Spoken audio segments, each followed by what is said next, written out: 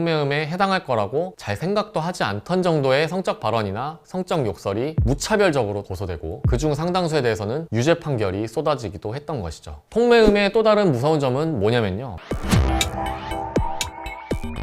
오늘은 흔히 통매음이라고도 하는 통신매체 이용 음란죄에 대해 알아보겠습니다. 통매음은 성폭법 제13조에 규정되어 있는데요, 자기나 다른 사람의 성적 욕망을 유발, 만족시킬 목적으로 전화, 컴퓨터 등 통신매체를 이용 성적 수치심이나 혐오감을 일으키는 말, 그림, 음향, 영상 등을 상대방에게 도달하도록 한 경우 성립합니다. 실무적으로는 전화나 카톡으로 이성에게 색드립 내지 야한 사진을 날리거나 인터넷 게임을 하다가 상대방에게 성적인 욕설을 하는 경우가 가장 대표적인 케이스입니다. 통매음 사건으로 저를 찾아오시는 분들 중 상당수는 통매음이라는 게 뭔지도 모르다가 이런 일이 발생하고 그때서야 상대방이 너 통매음으로 고소할 거야 라는 말에 통매음이 뭔지 알게 되시는 분들이 참 많습니다. 통매음은 사실 1990년대부터 있었던 상당히 오래된 성범죄 제목인데요, 그동안에는 그다지 빈번하지 않다가 최근 몇 년 사이에 그 발생 건수가 아주 폭증한 케이스입니다. 사실 이 통매음은 소위 목적범, 즉 성적 욕망을 유발하거나 만족시킬 목적이라는 게 있어야 성립하고요, 그래서 보통은 노출증 등의 특이한 성벽을 가진 사람들이 그런 목적으로 성기 사진을 보내거나 하는 경우를 중심으로 성립이 됐었는데, 2018년에 나온 대법원 판례에서 이런 성적 목적에는 성행위나 성관계를 직접 목적이나 전제로 하는 욕망뿐 아니라 상대방을 성적으로 비하하거나 조롱하는 등 상대방에게 성적 수치심을 줌으로써 자신의 심리적 만족을 얻고자 하는 욕망도 포함된다 라는 해석을 하게 되면서 그 실질적 성립 범위가 대폭 늘어나게 됐습니다. 이러면서 그전까지는 통매음에 해당할 거라고 잘 생각도 하지 않던 정도의 성적 발언이나 성적 욕설이 무차별적으로 통매음으로 고소되고 그중 상당수에 대해서는 유죄 판결이 쏟아지기도 했던 것이죠. 통매음의 또 다른 무서운 점은 뭐냐면요, 통매음과 흔히 비교되는 소위 사이버 모욕죄 또는 정통망법상 협박 불안감 조성의 경우 불특정 다수에게 전파될 수 있는 공용성이 필요하다든가 1회가 아닌 여러 차례를 반복적으로 해야 한다던가 하는 요건들이 필요한데요, 이 통매음의 경우에는 이런 게 다 필요 없고 1대1 대화를 통해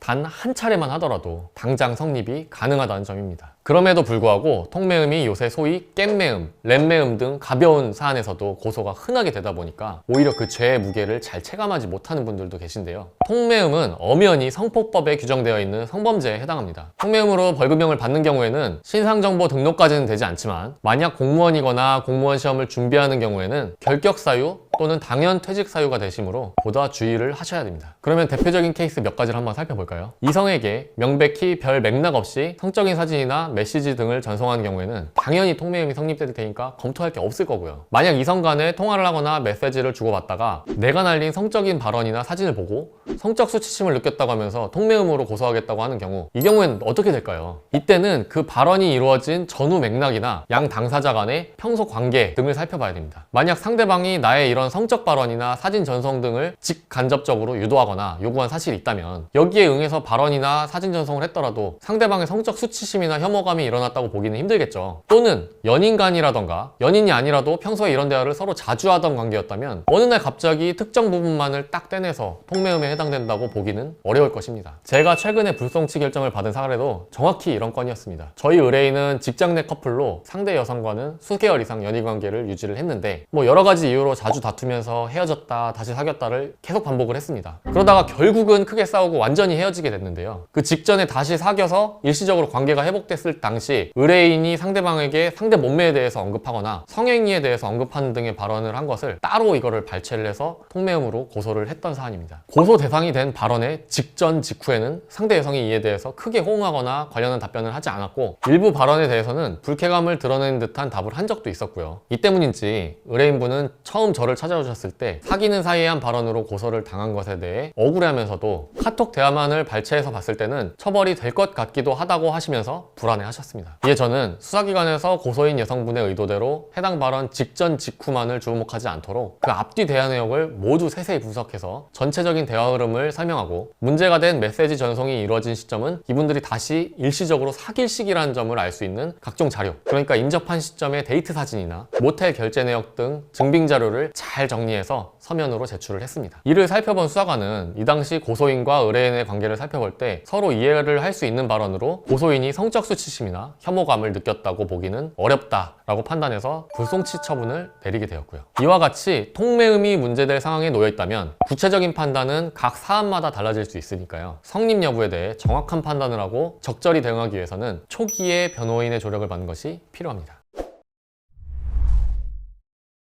자, 그래서 오늘은 통매음에 관한 전반적 내용과 통매음으로 고소를 당했다면 어떻게 대응해야 되는지에 대해서 알아봤습니다. 다음에는 이런 일반적인 사례 외에도 소위 겜매음이라고 하는 온라인 게임상의 통매음 또는 소위 통매음 헌터라고 불리는 사람들의 각종 공격에 대해 어떻게 대처해야 되는지 따로 한번 심도 있게 알아보도록 하겠습니다. 궁금증은 언제든지 아래 댓글로 남겨주셔도 되고요. 댓글에 제 연락처를 남겨놓을 테니까 언제든지 전화주시면 자세히 알려드리겠습니다. 오늘 영상 여기까지고요. 다음 영상도 알찬 내용으로 찾아뵙겠습니다. 영상이 유익하셨다면 구독과 좋아요 부탁드립니다. 끝까지 봐주셔서 감사합니다.